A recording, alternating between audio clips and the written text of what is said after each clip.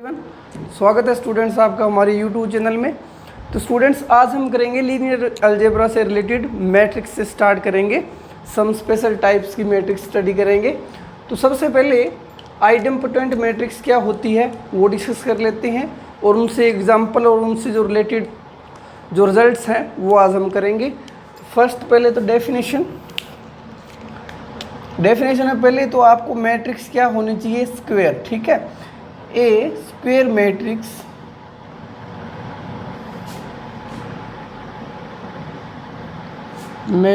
ए n cross n की square होनी चाहिए। इज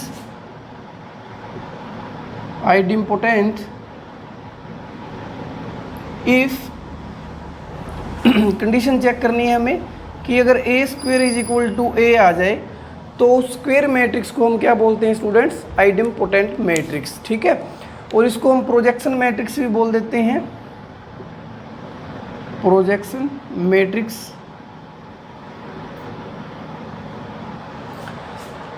अब जनरली आप एग्जांपल देख सकते हो इससे रिलेटेड, जैसे zero matrix of any order n cross n, या आइडेंटिटी मैट्रिक्स भी आप देख सकते हो। तो ये जनरल एग्जांपल्स दो हैं। अब कुछ स्पेशल टाइप्स के एग्जांपल्स करते हैं कि आइडेम्पोटेंट मैट्रिक्स कौन सी होती है। ठीक है, तो सम पर्टिकुलर में क्या होगा,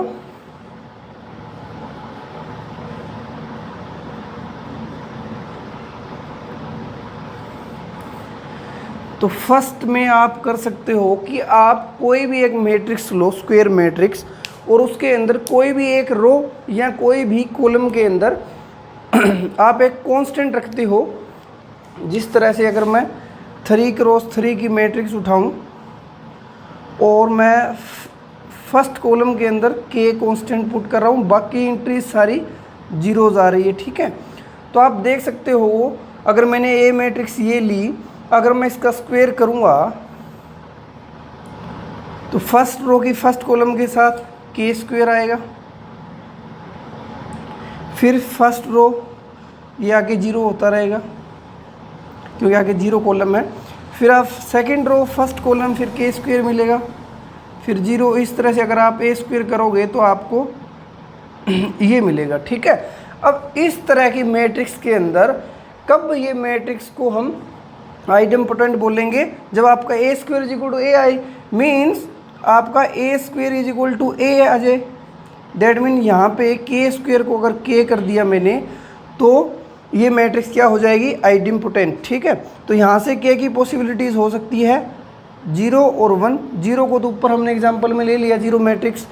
अब 1 अगर आप रखो कोई भी रो या कोई भी कॉलम के अंदर, तो एग्जांपल आप देख सकते हो, जैसे फर्स्ट रो के अंदर मैंने 1 1 रख दिया, या आप 3 क्रॉस 3 कोई भी ऑर्डर की ले सकते हो स्क्वायर मैट्रिक्स। अगर मैं थर्ड कॉलम में रखूँ तीनों एंट्रीज 1 1, तो भी ये इस तरह से आप स्पेशल एग्जांपल देख सकते हो। फिर सेकंड एग्जांपल में हम देख सकते हैं स्टूडेंट्स कि अगर मैं एक मैट्रिक्स उठाऊं और उसके अंदर सारी एंट्री n क्रॉस n की मैट्रिक्स उठाओ और उसके अंदर सारी एंट्रीज आप 1 1 ले सकते हो। ठीक है, 1 1 लो, ये सारी एंट्रीज आपकी 1 1 रहने वाली है।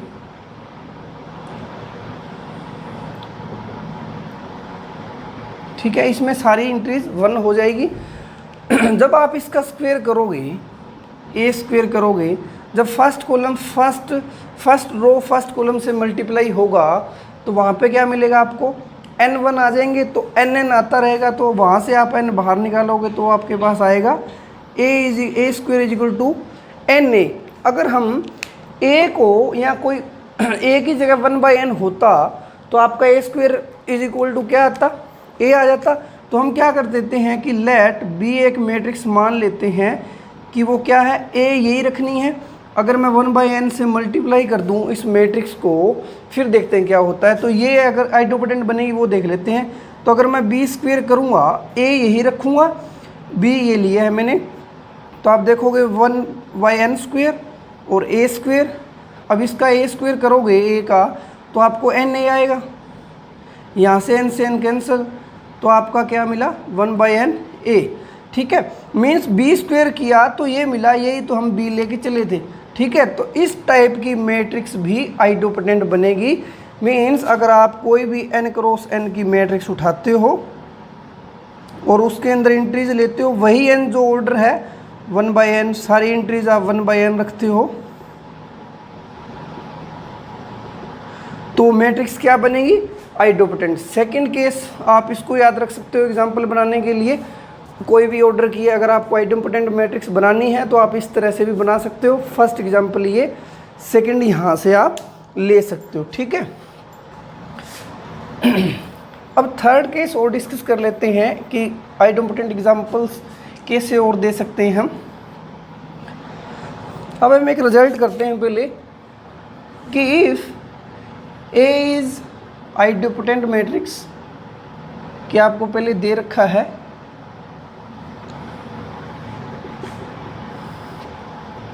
देन I माइनस ए भी क्या होगी? आइडोपोटेंट होगी। I minus A is idempotent also, ठीक है। तो ये हम देख लेते हैं थोड़ा कि कैसे होगा। अगर मेरे को I माइनस ए को आइडोपोटेंट मैट्रिक्स बनाना है तो मैं उसका स्क्वायर करके देखूंगा। अब A और I क्या है, यहाँ पे दोनों कोम्यूट करते हैं क्योंकि आइडेंटिटी तो सभी के साथ कोम्यूट करेगी। तो यहाँ पे हम बाइनोमियल वाला केस लगा सकते हैं। A square I minus 2A, साथ में I आएगा, वो A रह जाएगा। फिर A स्क्वायर, क्योंकि A हमने आइडोपोटेंट ली हुई है तो ये आएगा I माइनस 2A। तो ओवरऑल ये आपका मिल गया I माइनस ए। मीन्स आपने स्क्वायर किया और I माइनस ए मिल गया। यहाँ से हमें क्या मिल गया कि जो I माइनस ए है वो भी क्या है? आइडोपोटेंट, ठीक है। ये कब मिला हमें? अगर आप A को आइडोपोटेंट लेते हो, ठीक है। अगर A आइडोपोटेंट है तो वहाँ से आप एक नई मैट्रिक्स आइडोपोटेंट बना सकते हो I माइनस ए, ठीक है जी। तो एक एग्जांपल यहाँ से भी हो गया। मीन्स हमने A मैट्रिक्स निकाली थी। कोई भी n क्रॉस n की मैट्रिक्स आप उठाओ और उसके अंदर आप एंट्रीज लो जो n ऑर्डर है 1/n 1/n, ये इस तरह से। तो ये तो मैट्रिक्स हमने देखी थी आइडोपोटेंट बन गया। अब यहाँ हमने प्रूव कर लिया कि I माइनस ए भी क्या बनेगा? आइडोपोटेंट बनेगा। तो I माइनस ए इसके लिए क्या रहने वाला है? अगर इसी का यूज़ करूँ तो 1 माइनस 1/n, ये क्या है? डायगोनल एंट्रीज आएगी 1 माइनस 1/n, और अदर डायगोनल क्या आने वाली हैं? माइनस 1/n माइनस 1/n, ठीक है। बाकी सारी एंट्रीज क्या रहेंगी? माइनस 1/n, इस तरह से। तो ये भी आपकी क्या होगी? आइडोपोटेंट मैट्रिक्स। इसमें से अगर आप 1/n बाहर कॉमन निकालो तो ये अगर मैं n की मल्टीप्लाई करूँ, यहाँ डायगोनल एलिमेंट्स क्या हो जाएंगे? अब n माइनस 1 और अदर डायगोनल क्या होंगे? -1 -1 -1, इसी तरह ये, ठीक है। तो ये एक न्यू मैट्रिक्स आप यहाँ से भी बना सकते हो कि आइडोपोटेंट का मैट्रिक्स का एग्जांपल आप यहाँ से भी फाइंड आउट कर सकते हो। जैसे कि एग्जांपल के लिए अगर मेरे को 3 क्रॉस 3 की मैट्रिक्स फाइंड आउट करनी है जो आइडोपोटेंट हो, तो हम क्या करेंगे? 1/3, n माइनस 1 n 3 है तो 2 2 2 आ जाएगा, बाकी जगह -1 -1 -1 -1। तो ये आपका 3 क्रॉस 3 का एग्जांपल बना सकते हो। 4 क्रॉस 4 का भी, कोई भी n ऑर्डर का एग्जांपल आप बना सकते हो इस मेथड से, ठीक है। अब नेक्स्ट इसकी समथिंग प्रॉपर्टीज़ कर लेते हैं कि अगर आपको दो मैट्रिक्स दी जाए A और B, जो क्या हो? पहले आइडोपोटेंट हो, तो आप उनकी सम के बारे में या आप उनके प्रोडक्ट के बारे में क्या बोल सकते हो, ठीक है। तो फर्स्ट क्वेश्चन रिजल्ट है ये result. First, if A and B two idempotent matrices, then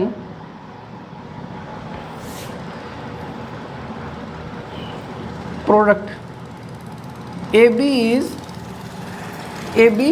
आइडोपोटेंट होगी। कब, वो देख लेते हैं। रिजल्ट हम बाद में ही करेंगे कि प्रूफ करके इसको कि कब होगा ऐसा, वो देख लेते हैं। क्योंकि अगर A और B हमें आइडोपोटेंट दी हुई है, मेरे को प्रूफ करना है कि जी AB आइडोपोटेंट बनेगी कि नहीं बनेगी, ठीक है। तो हम क्या करेंगे, इसका स्क्वायर करेंगे। तो यहाँ से ये मिलेगा ए बी, क्योंकि हम मैट्रिसेस में डायरेक्ट नहीं कर सकते कि ए स्क्वायर बी स्क्वायर। अब यहाँ से आप देख पा रहे हो ए, इसको मैं अगर एसोसिएटिव प्रॉपर्टी यूज़ करूँ यहाँ पे, तो अगर B A is equal to A B हुआ तो आप देखोगे कि if A B is equal to B A हुआ, यानी ए और बी कम्यूट करेंगी, तो आप इसको बी ए बी लिख सकते हो। फिर इसको आप लिखोगे ए स्क्वायर बी स्क्वायर। यहाँ से ए और बी आइडोपोटेंट दी हुई हैं, तो ये ए आ जाएगा, बी आ जाएगा, यानी ए बी आपकी आइडोपोटेंट बनेगी। कब बनेगी? जब ए और बी कम्यूट करेगी। ठीक है, A B is idempotent if A B is equal to B A. तो आपने ये ध्यान रखना है कि जनरली आपका दो मैट्रिक्स की प्रोडक्ट को आप आइडोपोटेंट नहीं बोल सकते, दोनों अगर मैट्रिक्स आपकी आइडोपोटेंट दी हुई है। ठीक है, तो उसके लिए कंडीशन ये आ जाती है। फिर नेक्स्ट रिजल्ट की तरफ चलते हैं।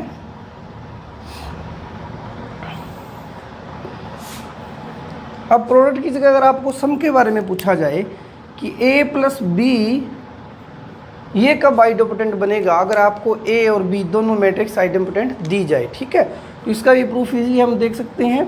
हम क्या करेंगे कि a प्लस बी का होल स्क्वायर ये करेंगे, तो ये करने पर आपको मिलेगा a प्लस बी, तो ये आया a square plus A B plus B A plus B square. ठीक है, अब यहाँ से A square plus B square plus A B plus B A किया।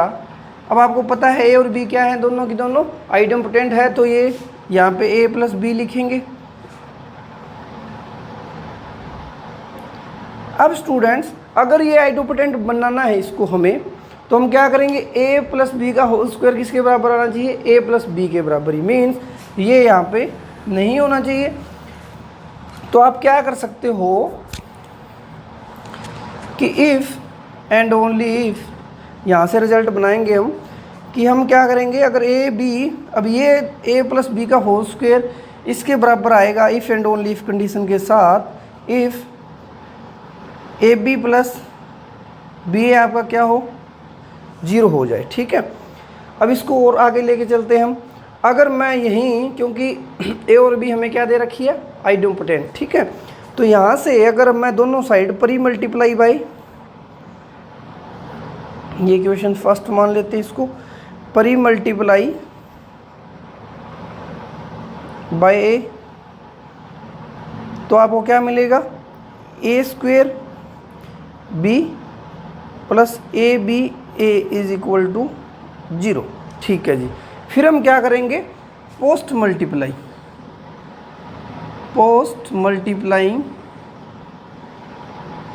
ए। अब हम इस फर्स्ट इक्वेशन को क्या करेंगे, पोस्ट मल्टीप्लाई करेंगे ए के साथ। तो यहाँ से आपको क्या मिलेगा, पोस्ट मल्टीप्लाई करने पे a B A plus B a square is equal to 0। ठीक है जी, अब क्योंकि ए स्क्वेयर, ए और बी क्या है, आइडोपोटेंट दे रखी है, तो ए स्क्वेयर को मैं ए लिख सकता हूँ, यहाँ पे भी मैं ए स्क्वेयर को ए लिख सकता हूँ। तो आप देखोगे अगर इसको नेमिंग कर दें हम 2, इसको 3rd, तो यहाँ से स्टूडेंट्स सेकंड और थर्ड से आप ये बोल सकते हो कि A B plus A B A 0 है, यानी दोनों की दोनों इक्वल हो, 0 के बराबर है, तो दोनों की इक्वल करूँगा। ये दोनों इक्वल तभी हो सकती है क्योंकि ये तो प्रेजेंट दोनों इक्वल हैं ही। अब और क्या हो, ए बी और बी ए बराबर हो तभी हो सकती है। ठीक है, तो ये क्या हो, ए बी और बी ए दोनों की दोनों बराबर हो, ये केस चल रहा है इफ़ एंड ओनली इफ़ में। ठीक है, अगर आप देखो यहाँ पे फर्स्ट इक्वेशन में अगर मैंने ए बी को बी ए ये पुट कर दिया, तो यहाँ से पुट इन फर्स्ट, तो आपको क्या मिलेगा, अगर आप यहाँ ए बी की जगह बी ए पुट कर दोगे या बी ए को आप ए बी पुट कर दो, तो वो मिलेगा 2ab इज इक्वल टू 0। तो यहाँ से क्या मिला, a B is equal to 0। अब A B is equal to 0 आ गया तो बी ए भी आपका क्या आ जाएगा, 0 आ जाएगा। ठीक है, तो आपने ध्यान रखना है अगर आपको ए और बी आइडोपोटेंट मैट्रिक्स दी जाती है और ए प्लस बी के बारे में पूछा जाए तो ए प्लस बी आपकी आइडोपोटेंट होगी if and only if A b और बी ए इक्वल हो किसके, 0 के। ये आपका सेकंड रिजल्ट यहाँ से मिल जाता है। फिर थर्ड रिजल्ट की तरफ चलते हैं स्टूडेंट्स, जो आइडोपोटेंट मैट्रिक्स से ही रिलेटेड है।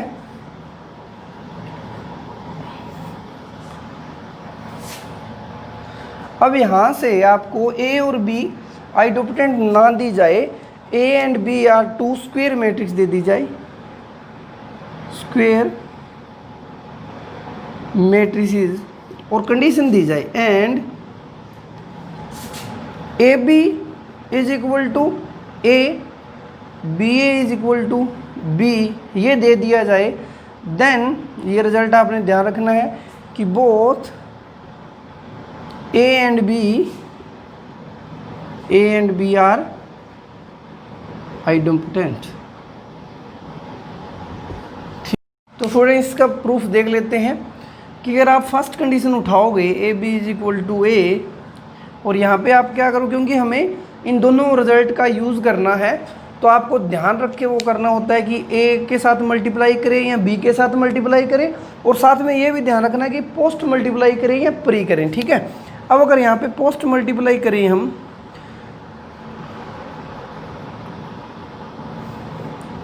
पोस्ट मल्टीप्लाई बाय ए, तो आप देखोगे a B A is equal to A square, ठीक है। तो अब यहाँ अगर आप बी ए का यूज़ करो, बी ए क्या है, B, A B is equal to A square. अब ए बी की जगह आप ए लिखोगे तो A square is equal to A, तो ये प्रूफ हो गया A square is equal to A, means A आपकी आइडोपोटेंट प्रूफ हो चुकी।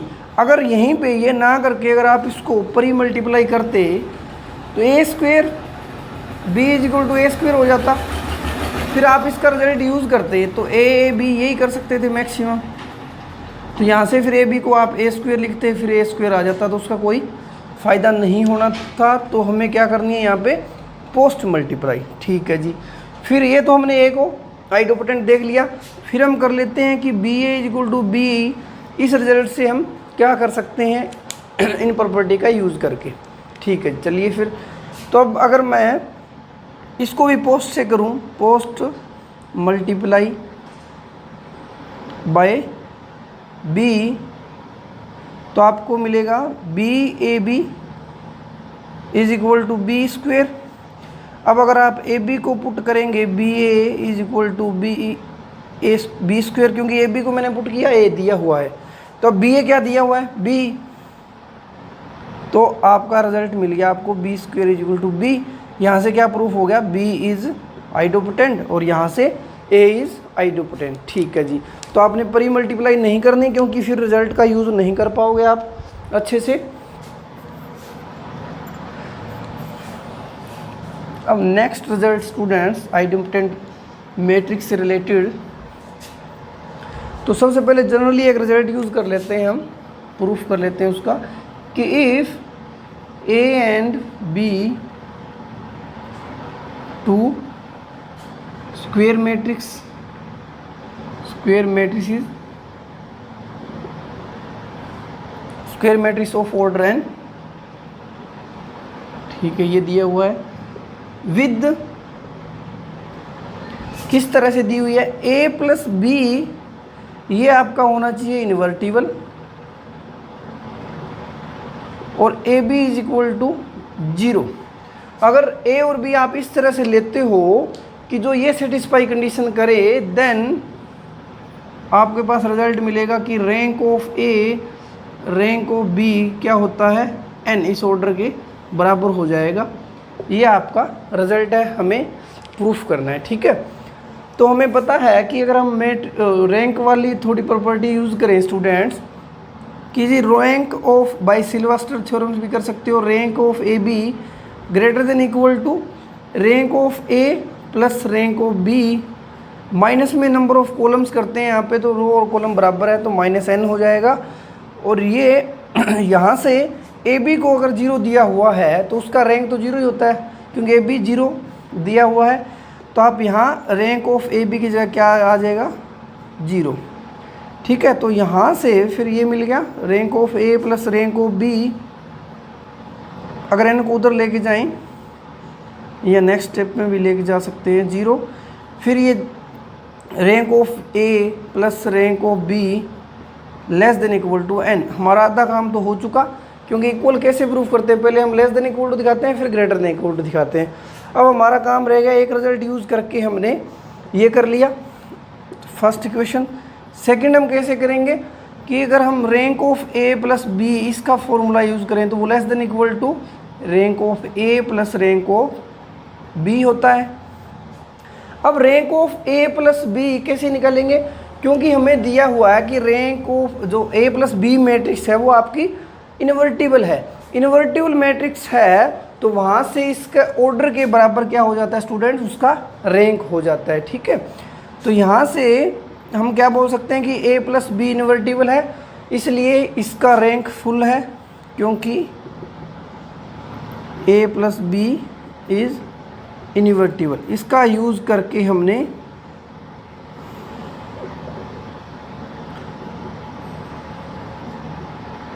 इसको एन किया greater than equal to rank of A plus rank of b. अब ये सेकंड इक्वेशन आ गई। तो फर्स्ट और सेकंड से ये एन से बड़ा इक्वल है, एन से छोटा इक्वल है, तो यहाँ से ये क्या हो जाएगा, फर्स्ट एंड सेकंड से rank of A plus rank of b आपको क्या मिल जाएगा स्टूडेंट्स, एन मिल जाएगा। ठीक है, अब इसी का यूज़ करके ये तो हमने एक रिजल्ट किया, अब इसी की कोरोलरी करते हैं हम कि हम इसका आइडोपोटेंट मैट्रिक्स में कैसे यूज़ कर सकते हैं। तो वो आप देख सकते हो कि अब इफ़ ए एंड बी है तो आपको पता है कि ए स्क्वायर ए ये आइडोपोटेंट है, तो ये सेटिस्फाई होगी। इफ़ आप अगर आइडोपोटेंट मैट्रिक्स लेते हो तो उसके अंदर ये होगा। यहाँ से आप देख सकते हो A I minus A is equal to 0, ये भी हो रहा है। अगर मैं इसको ए ही मानूँ और बी हमारी अगर मैं आई माइनस ए कर दूँ इस थ्योरम के अंदर, तो अगर मैंने ये ए और आई माइनस ए, ठीक है। अब ए क्या है, idempotent matrix, A and I minus 2 square matrix such that यहाँ पे ए और ए को आप आइडोपोटेंट बोलेंगे, हम यहाँ रिजल्ट यूज़ कर रहे हैं। तो ये ए और बी को मैंने ये किया, तो यहाँ से आपको रिजल्ट जो मिलेगा वो मिलेगा rank of A plus rank of I minus A, वो क्या हो जाएगा, जिस ऑर्डर की आपकी मैट्रिक्स आपने ली हुई है। ठीक है, इसका यूज़ कर लिया हमने, क्योंकि अगर मैं ए और आई माइनस ए को ऐड करूँगा तो वो आपको आई मिलेगा, वो तो आई तो इन्वर्टिबल होता है, और ए बी दोनों की प्रोडक्ट 0, तो वो भी दोनों की प्रोडक्ट 0 आ रही है, तो हम ये रिज़ल्ट यूज़ कर सकते हैं। ठीक है, तो ओवरऑल ये रिज़ल्ट हमें याद रखना है। आइडोपोटेंट मैट्रिक्स के लिए जनरली हमने प्रूफ कर लिया।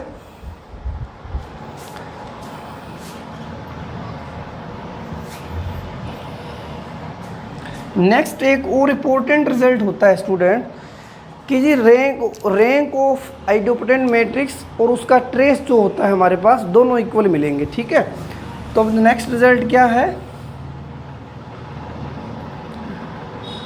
Trace of A is equal to rank of A, where A क्या है आपकी आइडोपोटेंट, आइडोपोटेंट। ये आपने अब प्रूफ करना है, ये रिजल्ट होता है, आपको याद रखना है इसको। तो हम प्रूफ कैसे करेंगे, अब आप एक बात नोट कीजिए कि अलजेब्रिक मल्टीप्लिसिटी, इससे पहले थोड़ा एक रिजल्ट और कर लेते हैं कि आपको पता है कि अगर A square is equal to ए, ये इसको सेटिस्फाई कर रही है मैट्रिक्स, तो ये क्या है, इसके लिए कैरेक्टरिस्टिक पोलिनोमियल का काम करेगा। तो ये आप देख सकते हो ए माइनस आई, ये मैट्रिक्स जो सेटिस्फाई कर रही है, तो यहाँ से हम जो इसके कोरस्पोंडिंग जो कैरेक्टरिस्टिक पोलिनोमियल बनेगा उसको हम x माइनस 1 लिख सकते हैं। ये आपका कैरेक्टरिस्टिक पोलिनोमियल मिलेगा आपको। ठीक है, अब यहाँ से अगर आप मिनिमल पोलिनोमियल की पॉसिबिलिटी चेक करें कि जी पॉसिबिलिटीज़ फॉर मिनिमल पोलिनोमियल, अब मिनिमल पोलिनोमियल क्या होता है कि वो कैरेक्टरिस्टिक पोलिनोमियल को क्या करेगा, डिवाइड करेगा, और मिनिमल पोलिनोमियल के सारे रूट्स क्या होने चाहिए, कैरेक्टरिस्टिक के अंदर भी होने चाहिए, उल्टा कोई ज़रूरी नहीं। ठीक है, अब यहाँ से इसका डिवाइड करने का, अगर डिवाइड करेगा तो मिनिमल पोलिनोमियल मैं एक्स भी रख सकता हूँ क्योंकि एक्स इसको डिवाइड करेगा, मैं एक्स माइनस 1 भी रख सकता हूँ क्योंकि ये भी इसको डिवाइड कर रहा है, या मैं पूरा का पूरा यही रख दूँ। ठीक है, यहाँ से एक कैरेक्टरिस्टिक पोलिनोमियल की मिनिमल पोलिनोमियल की 3 पॉसिबिलिटी आएंगी, किस केस में, आइडेम्पोटेंट मैट्रिक्स के केस में। ठीक है जी, अब आप देख कर पा रहे हो ये मिनिमल पोलिनोमियल कब बनेगा, जब आप जीरो मैट्रिक्स लो n क्रॉस n की। ठीक है, ये कब बनेगा, जब आप आइडेंटिटी मैट्रिक्स लो n क्रॉस n की। और ये क्या होगा, अदर देन यहाँ केस कौन सा बनेगा, non zero plus non identity,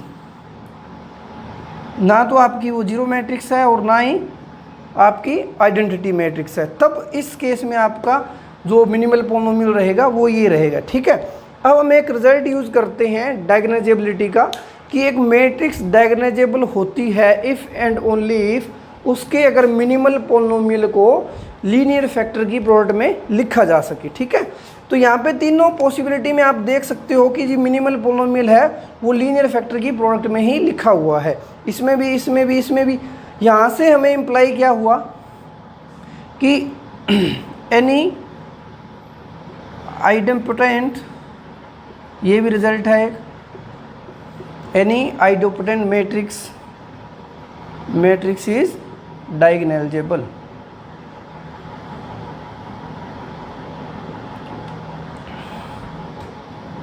diagonalisable होगी। ठीक है, ये हमने प्रूफ में कर लिया, वो वहाँ पे डायगोनाइजेबिलिटी जब करेंगे वहाँ पे भी करेंगे, ये जस्ट थोड़ा रिजल्ट यूज़ हो रहा था यहाँ पे, तो ये हमने देख लिया। और आप यहाँ से ये बता सकते हो कि आइडेम्पोटेंट मैट्रिक्स क्या होगी, डायगोनाइजेबल। अब डायगोनाइजेबिलिटी का एक और रिजल्ट आप यूज़ करो तो वहाँ पे ये होता है कि diagonalisable if and only if आपकी हर एक आइगन वैल्यू के लिए अलजेब्रिक मल्टीप्लिसिटी कोई भी लेमडा आई और ज्योमेट्रिक मल्टीप्लिसिटी क्या होनी चाहिए, दोनों इक्वल। तो ये भी रिजल्ट क्या होता है डायगोनाइजेबिलिटी में, if and only if case होती है। ठीक है, if and only if case लगेगा वहाँ पे भी, तो क्योंकि डायगोनाइजेबल है तो मतलब हर एक आइगन वैल्यू के लिए क्या हो सकता है, ये केस लगेगा। एक रिजल्ट ये आया। अब यहीं से आप एक रिजल्ट और देख सकते हो कि आइगन वैल्यू क्या होती हैं, कि कैरेक्टरिस्टिक पोलिनोमियल के ही रूट होते हैं। तो जो पॉसिबिलिटी रहेगी आइडेम्पोटेंट मैट्रिक्स के लिए आइगन वैल्यू बनने की, वो या तो 0 बन सकती है या 1 बन सकता है। ठीक है, तो यहाँ से रिजल्ट क्या मिला हमें,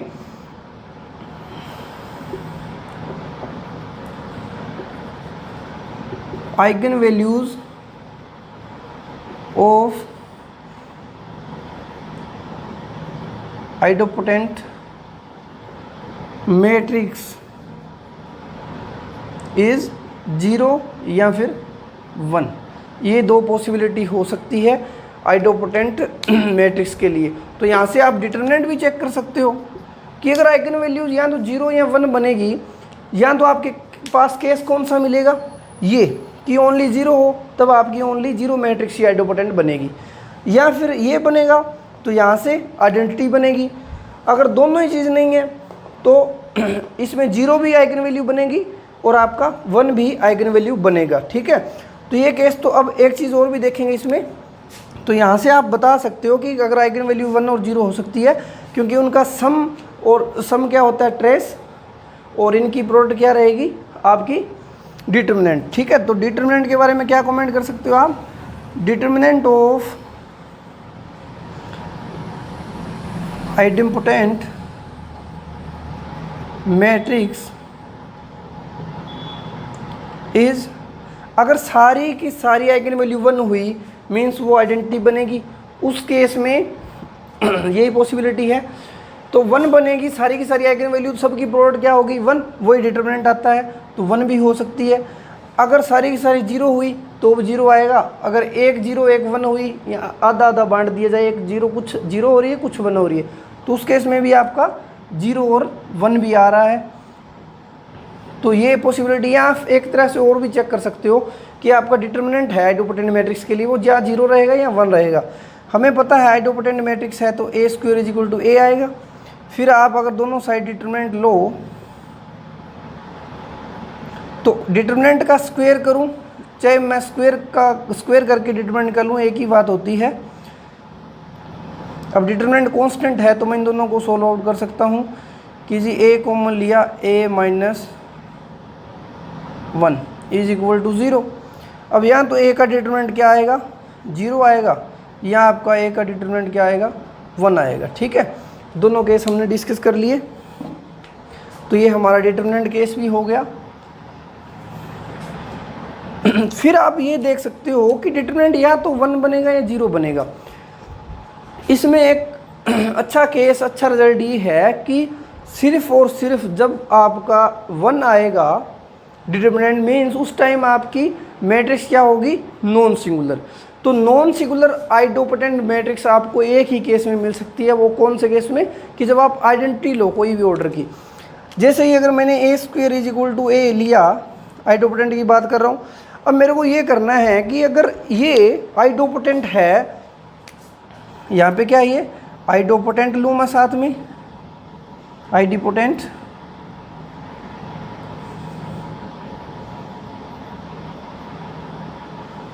और प्लस में इनवर्टिबल। अगर ये दोनों चीज़ हो जाए तब पॉसिबिलिटी क्या रहेगी इस केस के लिए। ठीक है, अगर ए इनवर्टिबल है तो उसका इनवर्स एग्जिस्ट करेगा, मैं दोनों साइड अप्लाई कर सकता हूँ ए इनवर्स। आप यहाँ करोगे तो इधर ए बचेगा, आप यहाँ करोगे तो आइडेंटिटी बचेगा। यानी अगर आप आइडोपोटेंट और इनवर्टिबल लेते हो तो जस्ट कौन सी होगी, कोई भी एनी ऑर्डर की n क्रॉस n मैट्रिक्स ही आपको मिलेगी। बाकी अगर अदर देन या तो 0 है या फिर वो आइडेंटिटी के अलावा है तो ऑलवेज क्या होती है स्टूडेंट्स, सिंगुलर ही बनेगी। ठीक है, तो नॉन सिंगुलर केस में आइडोपोटेंट और इनवर्टिबल लो तो जस्ट आपको आइडेंटिटी ही मिल सकती है। ठीक है, तो आप लिख सकते हो only identity matrix is the invertible idempotent matrix of any order. ठीक है जी, अब हमने ये भी कर लिया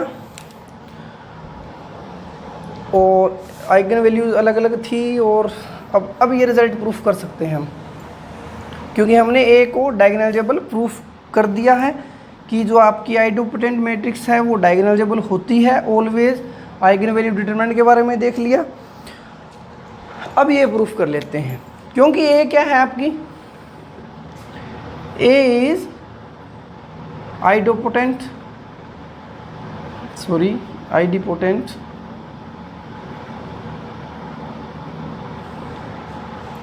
यहाँ से आपको मिलेगा आइडोपोटेंट में देख लिया हमने कि ए क्या होगी, ए इज डायगोनलाइजेबल,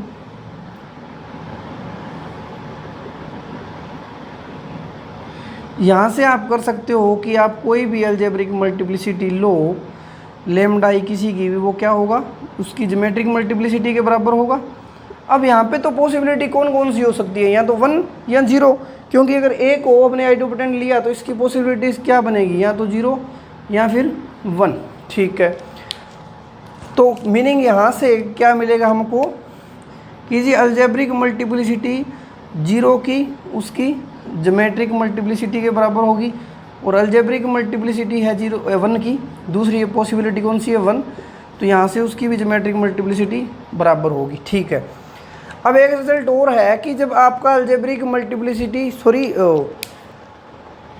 ज्योमेट्रिक मल्टीप्लिसिटी कोई भी आइगन वैल्यू की आ रही है वो मैक्सिमम कितनी हो सकती है, n हो सकती है, ज़्यादा से ज़्यादा उससे कम भी हो सकती है, वो भी देखेंगे। लेकिन अलजेब्रिक मल्टीप्लिसिटी है वो आपकी n के एग्जैक्ट बराबर ही होंगी। ठीक है, तो अगर algebraic multiplicity 0 plus algebraic multiplicity 1 की, क्योंकि ये दोनों क्राइसिस रूट के होते हैं और वो रूट n के बराबर ही हो सकते हैं, 0 कितनी बार आ रहे हैं, 1 कितनी बार आ रहा है। ठीक है, ये होगा दोनों की n के बराबर होगी अगर हमने n ऑर्डर की ले रखी है मैट्रिक्स, n क्रॉस n। तो ये आ गया रिजल्ट। अब अगर आप इन सब का कम्बिनेशन करके अगर मैं अलजेब्रिक मल्टीप्लिसिटी ऑफ 1 को करूं तो मैं अलजेब्रिक मल्टीप्लिसिटी ऑफ 1 को क्या लिख सकता हूं, n minus algebraic multiplicity of 0। अब अलजेब्रिक मल्टीप्लिसिटी 0 की 1 की बराबर है ज्योमेट्रिक के, तो n माइनस मैं इसको ज्योमेट्रिक मल्टीप्लिसिटी भी लिख सकता हूँ। अब ज्योमेट्रिक मल्टीप्लिसिटी क्या होती है कोई भी लेमडा के लिए, n minus rank of a minus lambda i। अब हमें चाहिए 0 के लिए, तो लेमडा की जगह 0 पुट करेंगे तो आपका क्या मिलेगा, n minus rank of a ही आ जाएगा क्यों लेमडा 0 है। ठीक है जी। अब आप इसको ओपन करोगे तो n माइनस n और रैंक ऑफ a, ये कैंसिल रैंक ऑफ a। अब हमने प्रूफ कर लिया कि अलजेब्रिक मल्टीप्लिसिटी है वो रैंक के बराबर होगी। अब इसको कैसे प्रूफ करें कि ये तो ट्रेस के बराबर ही है। क्यों ट्रेस के बराबर है, क्योंकि आपको पता है कि इसकी आइगन वैल्यूज़ की पॉसिबिलिटी कितनी हो सकती है, या 1 0 0 तो कुछ इफेक्ट डालेगा नहीं, जितनी बार 1 आएगा उतना ही उसका ट्रेस रहेगा, क्योंकि हमारा ट्रेस का मीनिंग क्या होता है, सभी को जोड़ना। जब आप n आ रहे हैं तो n अगर आइगन वैल्यूज़ 1 बनेगी तो वहाँ से ट्रेस क्या आएगा, n आएगा। तो यहाँ से हमने ये प्रूफ देख लिया कि अगर आप आइडम्पोटेंट मैट्रिक्स उठाते हो तो वहाँ से उसका ट्रेस और रैंक दोनों स्टूडेंट्स बराबर होते हैं। ठीक है। एक रिजल्ट और है जिसका आपको कोई मैट्रिक्स दी जाए उसकी पावर्स करने में काफ़ी यूज़ कर सकते हो, जो हेल्प करता है कई बार। तो वो लास्ट रिजल्ट हम देख लेते हैं आइडम्पोटेंट मैट्रिक्स से।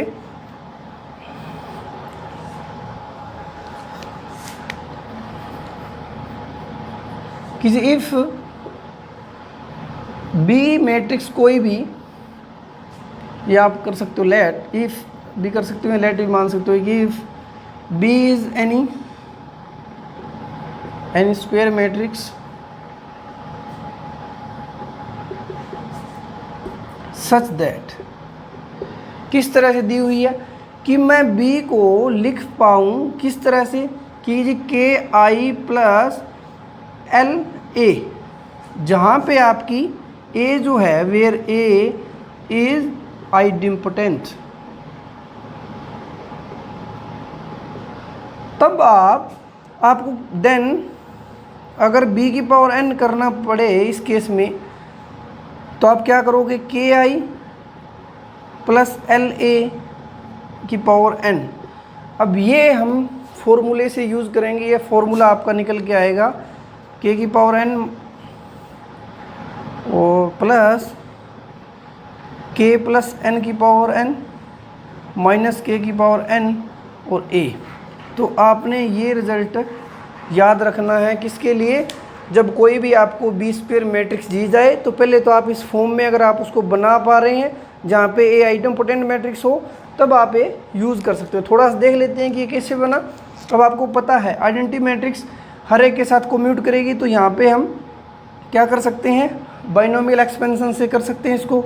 तो आप लिखोगे के आई प्लस एल ए को पावर n को क्या लिखोगे, के की पावर n आई प्लस फिर के की पावर एक कम होगी NC1 लगेगा और LA एक बार आ जाएगा, फिर NC2 के की पावर 2 कम हो जाएंगी और इधर L स्क्वायर A स्क्वायर आएगा। अब टू ये नेक्स्ट चलेगा जी NCN। अब k की n माइनस n 0 हो जाएंगी तो L की पावर n A की पावर n। ठीक है। अब अगर A आपकी आइडम्पोटेंट मैट्रिक्स है स्टूडेंट्स तो आपको A स्क्वायर A आएगा, चाहे आप a क्यूब करोगे उसको आप लिखोगे a स्क्वायर इंटू ए, वहाँ से आप क्या करोगे a इंटू ए, फिर ये a square is equal to A. तो आप a की कितनी भी पावर करो वो हो जानी है a। ठीक है।